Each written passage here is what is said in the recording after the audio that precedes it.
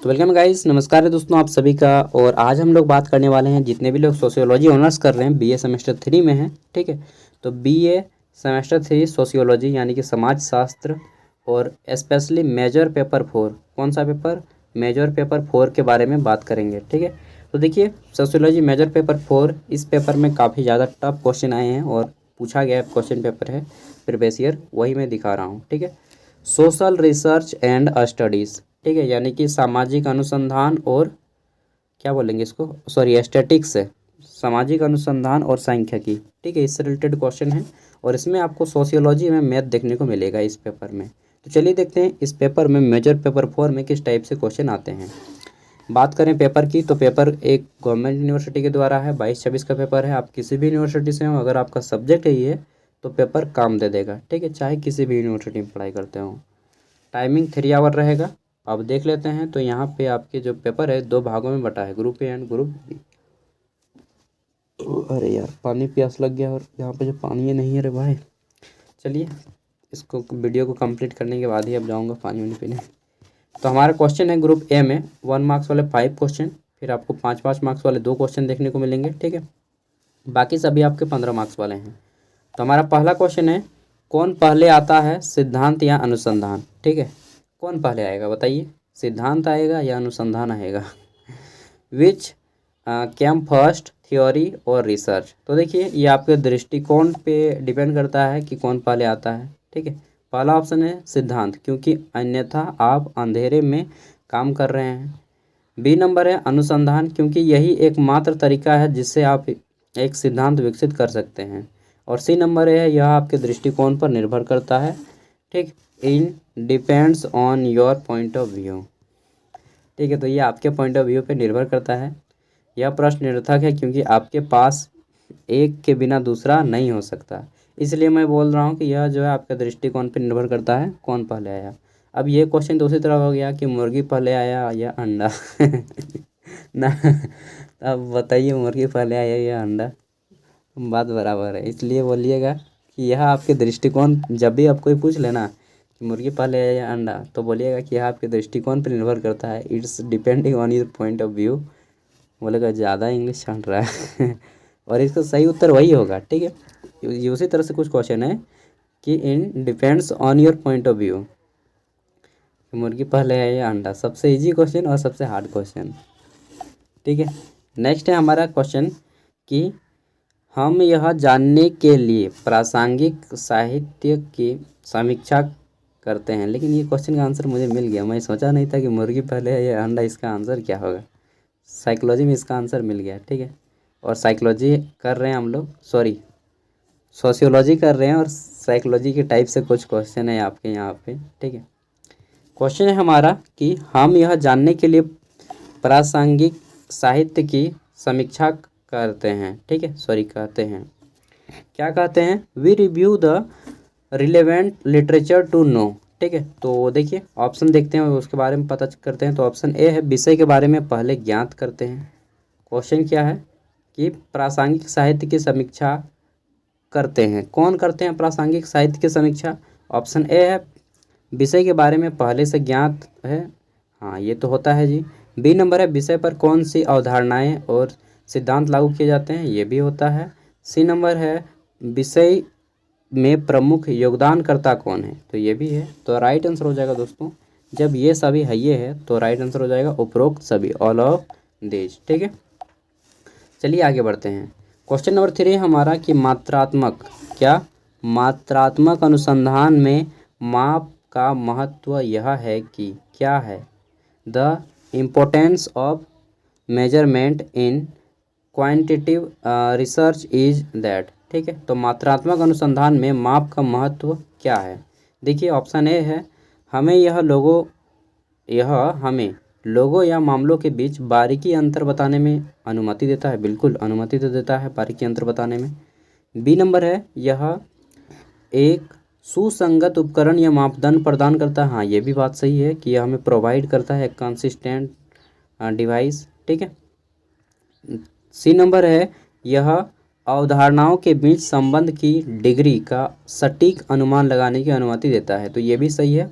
बात हो जाएगा, इसके भी सही, तो हो जाएगा सब सही है, ऑल ऑफ दीज। ठीक है, और ये ऑप्शन आपको जहाँ पे दिखेगा ना, ठीक है, 90% संभावना है कि ये सही होगा। ठीक है, तो 90% वाला है इनमें से सभी, all of this got it. आगे बढ़ते हैं। नेक्स्ट क्वेश्चन है हमारा यहाँ पे कि एक साधारण यादृच्छिक नमूना वह है जिसमें रैंडम सैंपल हम लोग उठाते हैं। मान लीजिए यहाँ पे बहुत सारे बॉल रखे हुए हैं और हम लोग किसी को एक यादृच्छिक उठाना है। यादृच्छिक मतलब रैंडमली, कहीं से भी आप उठा सकते हैं। ठीक है, तो संभावना यह है कि कोई भी इनसे उठ सकता है, किसी की भी संभावना है जी, किसी को भी उठाएं। हम आएंगे अचानक एक बॉल उठाना है और ये नहीं बोला गया है कि कहाँ से उठाना है, तो इसी को बोलते हैं यादृच्छिक, रैंडमली। ठीक है, तो देखिए कहीं से भी उठा सकते हैं, तो प्रत्येक की संभावना समान होगी। तो राइट आंसर हो जाएगा इसका कि जनसंख्या की प्रत्येक इकाई के चुने जाने की समान संभावना होती है। ठीक है, ऑप्शन डी इसका राइट आंसर हो जाएगा। आगे देख लेते हैं 5 नंबर क्वेश्चन। इसमें पूछा गया है कि लगातार 7वें दिन, 1 दिन, 2 दिन, 3 दिन, 4 दिन, 5 दिन, 6 दिन और एक 7 दिन, ठीक है, पर प्राप्त कॉल का बहुलक ज्ञात कीजिए। अब देखिए बहुलक वह होता है mod, find the mod of the call receive on 7 consecutive day. ठीक है, तो देखिए मॉड उसी को बोलते हैं जो ज़्यादा बार आता है, जिनके टर्म्स आने की संभावना ज़्यादा होती है। तो देखिए 11 एक बार आया, 13 2 बार आया, यहाँ पे 17 एक बार आया, 19 एक बार, 23 एक बार, 25 एक बार, 2 बार कौन आया है? 13। तो 13 इसका राइट आंसर हो जाएगा। जो ज़्यादा बार आएगा, ठीक है, 11 अगर 2 बार आता तो 11 और 13 हो जाता। अगर 17 3 बार आ जाता, चाहे कोई भी संख्या, जो सबसे ज़्यादा आएगा वही हो गया बहुलक। बहुलक मतलब बहुत बार आने वाला। ठीक है, बस ऐसा ही याद रखिए। तो राइट आंसर हो जाएगा 13। ये हो गए क्वेश्चन। अब देखिए यहाँ पे हमारा 5 मार्क्स वाले कुछ इस टाइप से हैं कि उपकला हाइपोथेसिस क्या है। ठीक है, उपकल्पना, सॉरी, हाइपोथेटिकल हम लोग बात करते हैं, नहीं, बहुत हाइपोथेटिकल बात कर रहा है, मतलब जिसकी संभावना पूरी होने की संभावना बहुत कम होती है, उसको बोलते हैं हाइपोथेटिकल। तो हाइपोथेसिस क्या है उसी तरह से है आपका। ठीक है, उपकल्पना क्या है। नेक्स्ट है हमारा अंतर वस्तु विश्लेषण। ठीक है, कंटेंट एनालिसिस क्या होता है, अंतर वस्तु विश्लेषण क्या होता है, कंटेंट एनालिसिस, इसके ऊपर बताना है। तो ये 5 मार्क्स वाले क्वेश्चन है। इसका आंसर आप लोग 100 शब्दों में कर दीजिए, एक खड़ा पन्ना का एक साइड में ही हो जाएगा, क्योंकि छोटा छोटा क्वेश्चन है। और 5 में इसमें आपको 4 मार्क्स 3 मार्क्स मिल जाएगा, क्योंकि क्वेश्चन पे भी डिपेंड करता है कि कितना मार्क्स मिलेगा। ठीक, अब ग्रुप बी आता है, एक मिनट, ग्रुप बी आता है, और ग्रुप बी में आपके 7 मार्क्स का है, 15 मार्क्स वाले टोटल क्वेश्चन 4 बनाने हैं। यहाँ पे आपके 6 क्वेश्चन दिए गए हैं, जिसमें से किसी 4 को आपको सॉल्व करना है। पहला क्वेश्चन है हमारा, क्वेश्चन क्या है, सामाजिक अनुसंधान तथा सामाजिक सर्वेक्षण में अंतर स्पष्ट कीजिए। इंग्लिश में है कि explain the difference between social research and social survey. ठीक है, सामाजिक अनुसंधान तथा सामाजिक सर्वेक्षण में अंतर स्पष्ट करना है। आगे देख लेते हैं, क्वेश्चन है कि what do you understand by historical method, explain the main stage of historical method. ठीक है, ये हो गया क्वेश्चन नंबर 5। इंग्लिश में है और हिंदी में है कि ऐतिहासिक पद्धति से आप क्या समझते हैं। यार मेरा दिमाग ना, एगो बीएसएफ हमको कुछ दिन बोला था, उस दिन कैंप में घुस रहे थे, तो वही चीज़ बार बार रिपीट हो रहा है मेरे माइंड में। ऐतिहासिक पद्धति से आप क्या समझते हैं, ऐतिहासिक पद्धति के मुख्य चरण बताइए। ठीक है, कोई भी ऐतिहासिक पद्धति है तो उसको सबसे पहले डेफिनेशन देना है, ऐतिहासिक पद्धति होता क्या है, फिर कौन कौन से मुख्य चरण हैं, स्टेज कौन कौन से हैं, फर्स्ट स्टेज, सेकंड स्टेज, जितने भी स्टेज हैं उन सबको पॉइंट वाइज डिस्क्राइब करना है। 6 नंबर क्वेश्चन है कि अंतर वस्तु विश्लेषण क्या है। सामाजिक अनुसंधान में अंतर वस्तु विश्लेषण की उपयोगिता का वर्णन करें।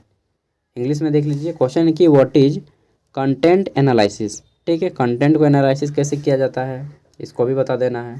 फिर डिस्क्राइब कर देना है utility of content analysis in social research. समझ गए, ये क्वेश्चन नंबर 6। क्वेश्चन नंबर 7, 8, 9 ये देख लीजिए। बस पढ़ने का वैसे तो मन नहीं कर रहा है, फिर भी काम तो करना ही पड़ेगा। अवलोकन किसे कहते हैं। ठीक है, अवलोकन के गुण और दोष का वर्णन करना है। What is observation. ऑब्जर्वेशन जब हम किसी भी चीज़ को करते हैं तो पता चलता है कि इसमें क्या अशुद्धि है, क्या सही है, क्या गलत है। ठीक है, राइट रॉन्ग बहुत सारी चीज़ों का पता लगता है, अवलोकन इसे ही कहा जाता है, और आपको इसको डिटेल में बताना है। फिर बताना है कि इसके कौन कौन से गुण होते हैं, कौन कौन से दोष होते हैं, ठीक है, मेरिट्स डिमेरिट्स सब बताना है।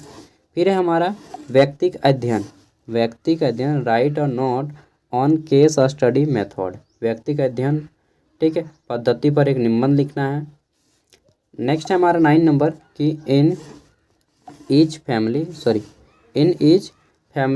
द, यार इसको हिंदी में ही पढ़ते हैं ना, in each family the number of childrens born per family is in following. पहले डाटा देखना होगा, उसके बाद आपको कैलकुलेट वगैरह मीन जितना भी पूछा है समांतर माध्य वो पता चलेगा। अब देखिए यहाँ पे क्वेश्चन है हमारा कि प्रत्येक परिवार में प्रति परिवार जन्म लेने वाले बच्चों की संख्या इस प्रकार है, ठीक है। आप प्रत्यक्ष विधि तथा लघु विधि द्वारा प्रति परिवार जन्म लेने वाले बच्चों की संख्या का समांतर माध्य ज्ञात करना है। यार मेरी दादी आ गई है हाँ खाना लेके, मैंने बोल दिया कि पहले काम उसके बाद कोई खाना वाना होता है, ठीक है, और इसलिए मैंने उनको घुमा भी दिया कि जाइए लेते जाइए खोरठा में हम लोग बात करते हैं। अगला है प्रति परिवार पैदा हुए बच्चे, ठीक है, एक परिवार में कितने बच्चे पैदा हुए, फिर परिवारों की संख्या। तो देखिए 96 परिवार में एक भी बच्चे पैदा नहीं हुए हैं, वाह वाह क्या ग्रेट बात है मैं तो सॉल्यूशन देखिए बेस्ट मैं उसको मानता हूँ जो 2 और 3 के बीच में है, ठीक है। 3 उनके लिए जिनका फैमिली इकोनॉमिक कंडीशन बहुत अच्छा है, जो पालन पोषण कर सकते हैं उनके लिए। बाकी 3 से ज़्यादा अगर आप कर रहे हैं तो फिर मैं तो कहूँगा कि आप पागल हैं, ठीक है, और देश को भार बढ़ा रहे हैं और कुछ नहीं। 13 तक कर दिया है, वाह वाह वाह ग्रेड क्या हुआ से, ठीक है। तो इसका आपको एक समांतर माध्य निकालना है, थोड़ा देख लीजिए डाटा, और समांतर माध्य का सूत्र भी मैंने लिख दिया है। बाकी आप लोग को पढ़ना पड़ेगा थोड़ा सा माध्य, माध्यक और बहुलक, ठीक है। मेन मीडियन मोड पढ़ना है इस पेपर में, तब आपको थोड़ा सा क्या बताएं कि सभी क्वेश्चन लगेंगे कि हाँ पढ़ रहे हैं। तो मिलते हैं अगले वीडियो में। इसका अगर आपको पीडीएफ चाहिए तो वीडियो का डिस्क्रिप्शन में मैं दे रहा हूँ, वहाँ से इसको डाउनलोड कर सकते हैं, ठीक है। Thank you, all the best, bye bye. और क्या बोलेंगे, हेलो हाय, मिलते हैं अगले वीडियो में। और हाँ एक चीज़ बोल देता हूँ कि सेमेस्टर 3 के जितने भी पेपर हैं आपका, सेमेस्टर 3, 4, 5, 6, 7, 8 जहाँ तक हो सकेगा मैं मदद करूँगा। एईसी पेपर हो गया, सेक पेपर हो गया, एमडीसी, M1 माइनर पेपर सब का अपलोड कर दूँगा धीरे धीरे। तो चैनल पे पहली बार आए तो सब्सक्राइब करना ना करना आपकी बात है, ठीक है। Thank you.